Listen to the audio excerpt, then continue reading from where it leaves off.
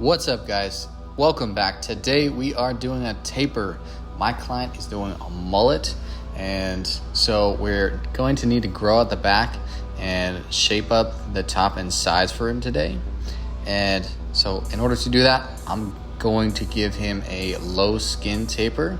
So right away, I'm going in with my trimmers, setting in my guideline from the top of the ear to the corner of his eyebrow, clearing everything out, and then debulking underneath.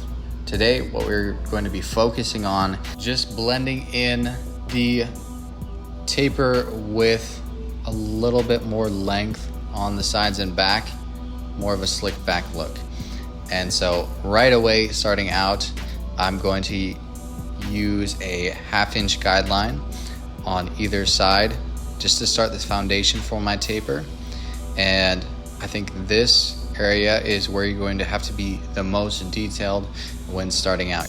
And not only that, but you're going to have to be a lot more intentional with where you stop your guidelines, because you want to keep a little bit more fullness on the top. And so I'm starting out with my 2 guard all the way open. I start flush to the head, but I flick out as I get closer to his corner area. I want to make sure that I keep this nice and condensed. I don't want to stretch out his blend too much, since I know that a lot of the length on the side he wants to keep a little bit longer, and so I keep it close to the head, on the temple, and then flick out as I get to his corner. Now we are blending out the very bottom guideline. My usual process: lever closed. Start to flick out the line. Once I see it shift a little bit, I will go ahead and open my lever just a little bit, and I try to get to 1/2 to 3/4 of the way open. Once I do that, I should not see any line in between the area that I set in my trimmer line and the top of my lever open. And so here I'm going in with my corners. He has very nice hair, but it is very coarse, and especially as we get to the sideburn area, you'll see a lot of denser, thicker hair that's very similar to facial hair in its density. Next up, we're going in with our 1 guard all the way open, and we're not really trying to set in any super sharp guidelines. We're just starting at the bottom and then flicking up into where we left off with the 2 guard. We are flicking up into that, trying to soften that line up and try to create a more fluid transition, and using a little bit more of a freehand motion just by starting flush against the head and then raking it outward. And then after that, just to kind of complete the transition from the 1 open into the 2, I'm going to go ahead with my 1.5 guard. I'm going to open it up and flick out. As you can see, he does have a little bit of product in his hair, and so it is very stiff, and so I am being a little bit more gentle with the motion of my clippers, just because I don't want to pull on his hair too much, and I don't want to cut into his hair too much. I want to preserve as much length as I can. Since he has product, the top portion of my blend, where the taper ends and the length on the sides starts, I'm going to use primarily scissor cutting. And so I'm making sure I'm very reserved in how far I go up. I'm not going to chase any line too far up, because I want to preserve the bulk above that point. My last step in my taper is to take my 1/2 guard. I'm going to first open it all the way. I either open it all the way or halfway, depending on how much darkness there is.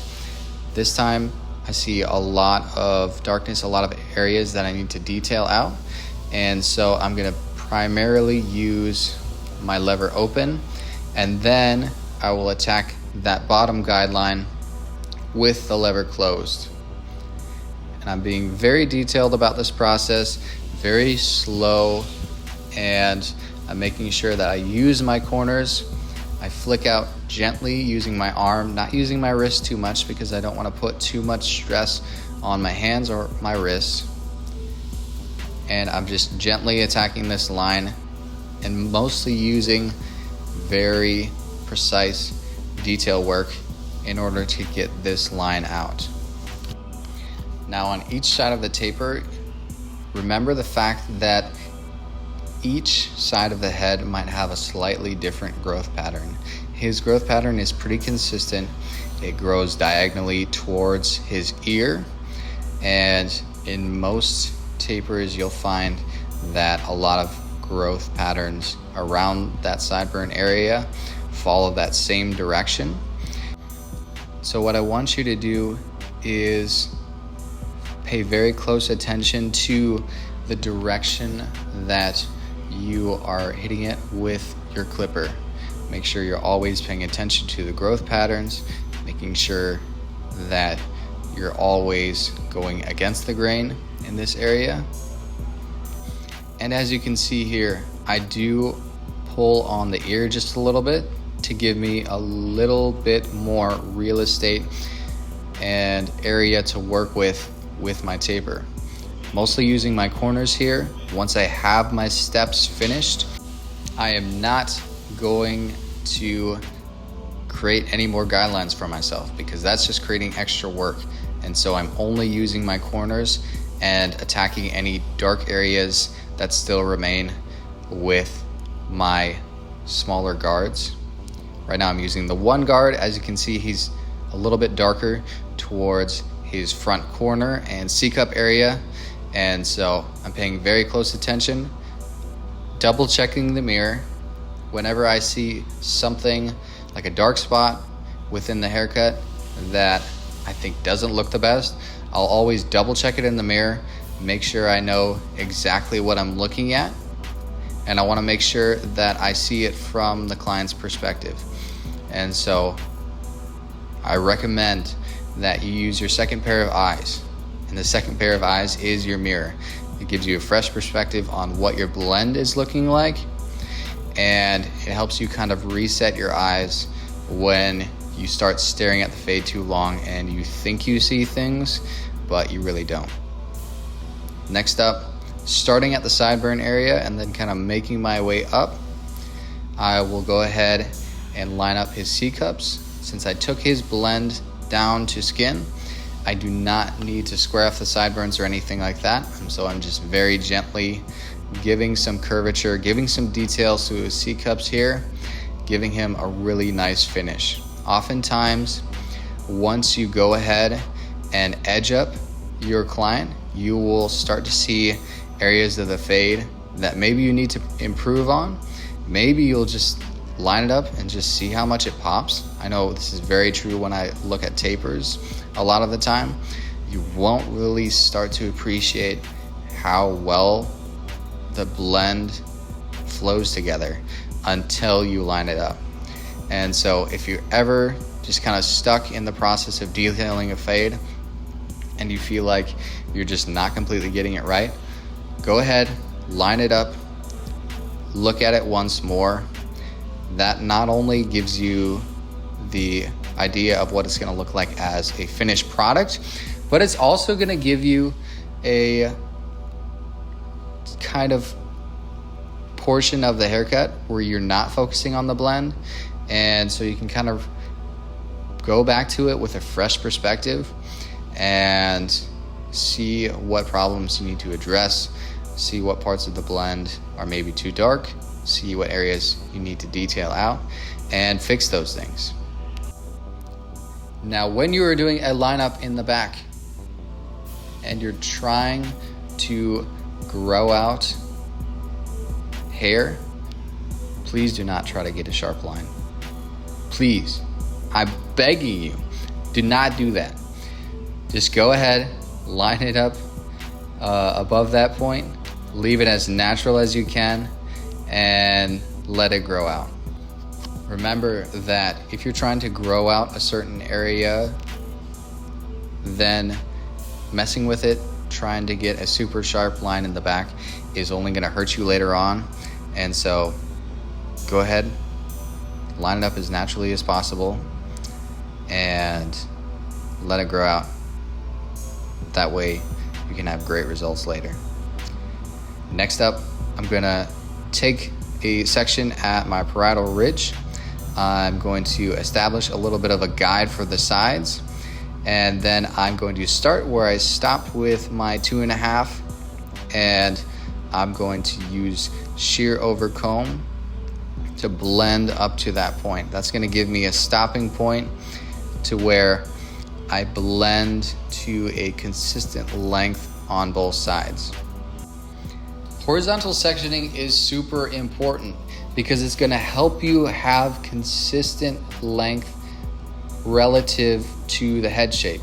And what I mean by that is you can take a horizontal section, establish a particular length on one side, and then take another horizontal section, establish that on the other side, and then you're free to blend up to that point with shear over comb, with clippers, whatever you want to do.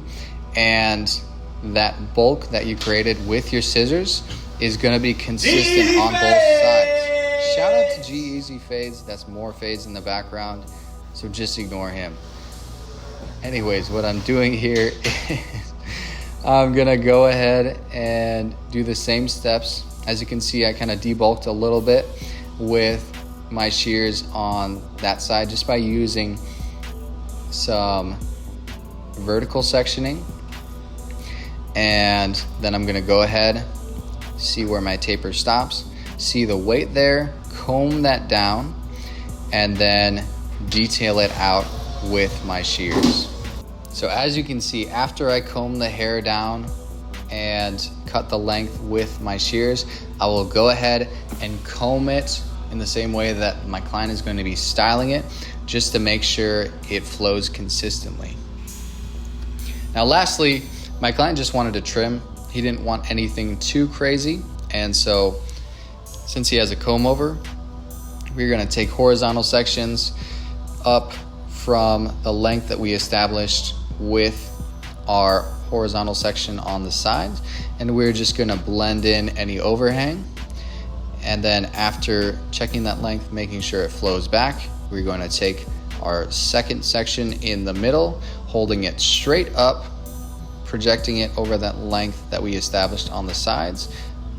As you can see, I never cut any shorter past the guide that I previously established, and I'll just continue that all the way into the back. Now once he starts growing out the back a little bit more, I won't layer it all the way into the back in the same way, but since he's growing out his back, I'm going to make sure everything flows together. And as you can see, the flow is coming together super nicely, and I'm really liking how the slick back look is looking on him. Here is the after. Nice taper on both sides. If you guys like this, thought it was helpful, leave a like, drop a comment. I'll see you on the next one. Peace.